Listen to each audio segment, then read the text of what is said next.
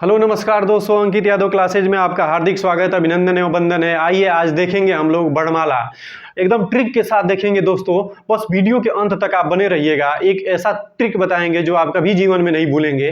केवल और केवल बस वीडियो के अंत तक आप बने रहिए। देखिए, वर्णमाला हम जानते हैं वर्णों के व्यवस्थित समूह को वर्णमाला कहते हैं, जिसमें स्वर होते हैं, व्यंजन होते हैं। तो हम लोग देखेंगे स्वर, स्वरों की संख्या, व्यंजन, व्यंजनों की संख्या तथा उनका उच्चारण स्थान, फिर सघोष, अघोष, अल्पप्राण, महाप्राण, केवल एक चित्र के माध्यम से। और आप पूरा का पूरा याद कर जाएंगे क्योंकि इसमें केवल और केवल ट्रिक ही है। ठीक है, तो अब ध्यान दीजिए, आइए देखते हैं। पहला है लेखन के आधार पर कुल वर्ण 52 होते हैं, उच्चारण के आधार पर कुल वर्ण 45 होते हैं, कुल स्वरों की संख्या 13 होती है, उच्चारण के आधार पर कुल स्वर 10 होते हैं। अब देखिए, आखिर लेखन के आधार पर 52 है, उच्चारण के आधार पर 45 को हो जा रहे हैं, कुछ कम हो जा रहे हैं। क्यों? देखिए, जब आप उच्चारण कर रहे हो तो किसी अन्य का सहारा नहीं लेना चाहिए। जैसे यहाँ पर देखिए, कछो है तो क और सौ के सहारा से बना हुआ है, और क और सौ इसमें आ रहा है, इसमें काउंट हो रहा है। तो और र से य त्र बन रहा है, य जो है ज और य से बन रहा है, स्र जो है स और र से मिल रहा है। तो ये तो संयुक्त वर्ण हो गए, संयुक्त वर्ण हो गए।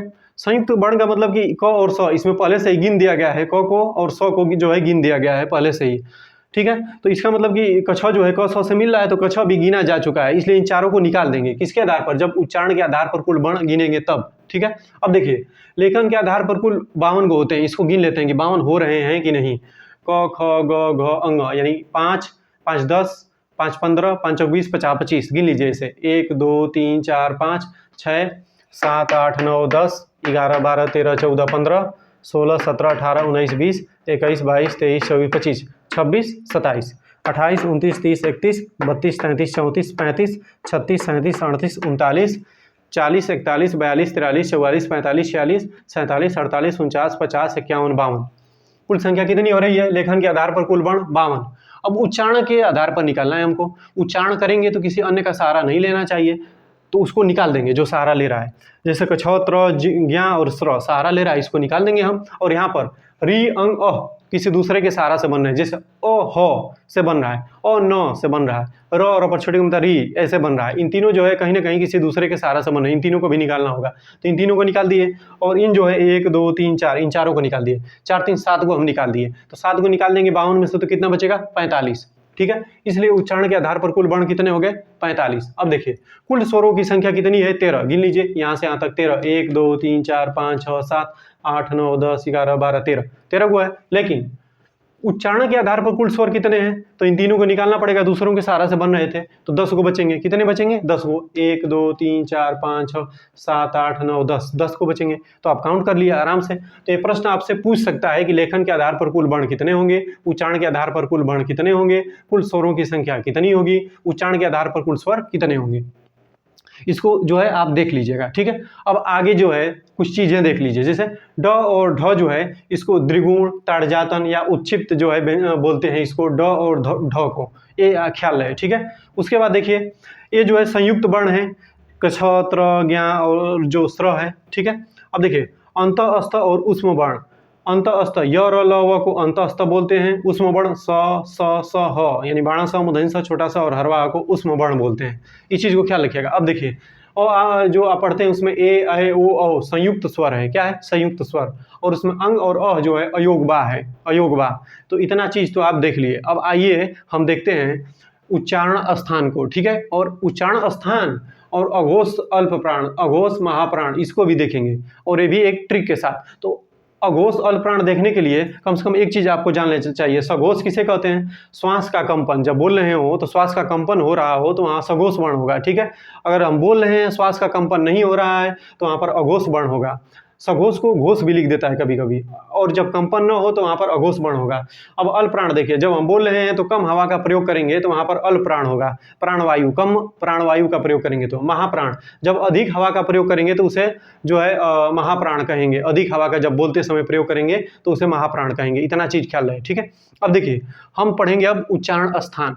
तो सबसे पहले बोलते हैं तो सबसे पहला पड़ता है कंठ, उसके बाद पड़ता है तालु ऊपर, फिर मूर्धा, फिर दंत, फिर ओष्ठ, जो ओष्ठ से बोलते हैं, जैसे कि प फ ब ब ब, ओष्ठ से हो रहा है। ठीक है, तो ये क्रमबद्ध है, कंठ, तालु, मूर्धा, दंत, ओष्ठ, ये तो क्रम आप जानते ही हैं। ठीक है, अब देखिए, जब अ आ लिखेंगे तो अ आ इसमें आ जाएगा, छोटी बड़ी इसमें आ जाएगा, और री यहाँ पर, और ऊ ओष्ठ से जब निकलता है तो एक क्रम से आ जाएगा, और अह और ह जो है कंठ में चला जाएगा। तो अब कंठ से कौन कौन उच्चारित होंगे? अ, आ, अह, ह, क, ख, ग, घ, ये सब कंठ से। तालु से छोटी बड़ी ई, च, छ, ज, झ। मूर्धा री, ट, ठ, ड, ढ। दंत से त, थ, द, ध। ठीक है। ओष्ठ से उ और प, फ, ब, भ, ये सब ओष्ठ है। ठीक है। अब देखिए जो इसका लास्ट है, जो एक क वर्ग, च वर्ग, ट वर्ग, त वर्ग, प वर्ग है, इसका जो लास्ट अक्षर है इ, ण, न, म, ये सब नासिक के हैं। इसमें अंग भी आता है, अंग। ठीक है। तो इ, ण, न, म, ये सब क्या है? नासिक के। तो इस चार्ट से आप समझ गए होंगे कि कंठ जो है, ये कंठ वाली लाइन है यहाँ तक, और ये तालु वाली लाइन है यहाँ पर, और यह मूर्धा वाली लाइन है, और यह दंत वाली लाइन है, और यह ओष्ठ वाली लाइन है। ठीक। अब इसमें देखिए, इतना तो आप समझ गए। अब देखिए अंतस्थ य, र, ल, व। अब इनका भी उच्चारण देखना होगा, य, र, ल, व का उच्चारण स्थान। तो क्या करिएगा कि इधर से एक छोड़ के क्रमबद्ध लिख दीजिएगा, य, र, ल, व। वैसे ही स, स और ह को भी एक छोड़ करके ऊपर वाला और एक क्रमबद्ध लिख दीजिएगा ऐसे। अब य का उच्चारण स्थान हो जाएगा तालु। ठीक है। और र और ल का उच्चारण स्थान दंतमूल। व का उच्चारण स्थान होता है दंत ओष्ठ, दंत ओष्ठ। ये संधि में आप पढ़ेंगे तो समझ जाएंगे। अब देखिए बाणा स, मूर्धन्य स, छोटा स। बाणा स का उच्चारण स्थान हो जाएगा तालु, छोटा स का स्थान हो जाएगा, और मूर्धन्य स का उच्चारण स्थान हो जाएगा मूर्धा, और बाणा स, मूर्धन्य स, छोटा स का हो जाएगा दंत। ठीक है। इसी लाइन में दंत वाले में ये स आ गया, मूर्धा वाली लाइन में ये मूर्धन्य स आ गया, और तालु वाली लाइन में बड़ा सा आ गया। तो स, ये तो तीनों आप देख लिए, और य, र, ल, व, ये चारों देख लिए, क्योंकि य का जो होता है वह तालु होता है, र और व जो है दंतमूल वत्सर इसको बोलते हैं, र। ठीक है। अब देखिए व का जो होता है दंत ओष्ठ होता है, इतना तो आप समझ गए। अब देखिए इसमें भी देख लीजिए, यहाँ पर सबका लिख दिया गया है, लेकिन ए, ऐ, ओ, औ जो है संयुक्त स्वर हैं, तो संयुक्त स्वर का उच्चारण भी संयुक्त ही होगा। तो ए और ए का उच्चारण है कंठ तालु, ओ और औ का उच्चारण है कंठ ओष्ठ। कोई भी कंठ से इसमें चालू होगा, ख्याल रहे आपको। और ओ जब बोलेंगे ओ तो यहाँ पर ओष्ठ टच करेगा, इसलिए इसका हो जाएगा कंठ ओष्ठ। और ए और ऐ का हो जाएगा कंठ और तालु। इतना तो क्लियर हो गया। अब देखिए हम जो है देखेंगे अघोष अल्प प्राण ट्रिक के साथ। देखिए आप जो है इसको पढ़ते हैं तो इसका आज एकदम बेहतरीन ट्रिक आप प्राप्त कर लेंगे। देख लीजिएगा, अभी बस वीडियो के अंत तक देखते रहिए। देखिए कभी भी हम चालू करेंगे तो सघोष, अघोष, अल्प प्राण, महाप्राण, यही चार चीज़ हमको देखना है। तो कभी भी चालू करेंगे हम तो अ से चालू करेंगे। किससे? अ से। यानी कि जब स्टार्ट करेंगे तो अ से स्टार्ट करेंगे, दो गो अ रहना चाहिए। ठीक है। तो किसमें किसमें दो गो आता है? तो आप कहेंगे अघोष में और अल्प प्राण में दो गो अ आता है। ठीक है। तो चालू जब यहाँ से स्टार्ट होगा ये क्रमबद्धता, वहाँ से अ हो जाएगा, अघोष अल्प प्राण। अब ये दो गो अघोष रहेगा, अघोष अघोष, और उसके बाद सब सघोष, सघोष सघोष सघोष। ठीक है। और ये हमेशा बदलता रहेगा, अल्प प्राण महाप्राण, अल्प प्राण महाप्राण, अल्प प्राण महाप्राण। ये हमेशा चेंज होता रहेगा, ऊपर वाला अल्प प्राण महाप्राण, अल्प प्राण महाप्राण, अल्प प्राण महाप्राण, हर बदलता रहेगा। लेकिन इसमें जो है दो लगातार अघोष रहेगा, उसके बाद सभी सघोष रहेगा, सघोष सघोष सघोष। ठीक है। अब देखिए कैसे शुरू करेंगे। ये तो ये जो है क, च, ट, त, प, ये अघोष अल्प प्राण है। ख, छ, ठ, थ, प, ये अघोष महाप्राण है। ग, ज, ड, द, ब, ये सब सघोष अल्प प्राण है। घ, झ, ढ, ध, भ, ये सघोष महाप्राण है। इ, अण, न, म, ये सब सघोष अल्प प्राण है। और सभी स्वर जो होते हैं वह भी सघोष अल्प प्राण होते हैं। ठीक है। तो देखिए मेरे कहने का अर्थ ये है कि अ से चालू होगा, अ से चालू होगा था। अ से क्या आता है? अघोष। और अ से क्या आएगा? अल्प प्राण। महाप्राण तो आएगा नहीं, अल्प प्राण। तो पहली वाली लाइन जो होगी अघोष और अल्प प्राण होगी। पहली वाली लाइन क्या होगी? अघोष अल्प प्राण। कभी भी अ से दोनों चालू होगा, तो अ से अघोष, अ से अल्प प्राण। अब देखिए अल्प प्राण वाला हमेशा बदलता रहेगा, अल्प प्राण महाप्राण, अल्प प्राण महाप्राण, अल्प प्राण ऐसे। ठीक है। और अघोष वाला दो गो लगातार रहेगा, अघोष अघोष, उसके बाद सब सघोष, सघोष सघोष सघोष। ये क्रम याद कर लीजिएगा, ये कभी नहीं भूलेंगे आप।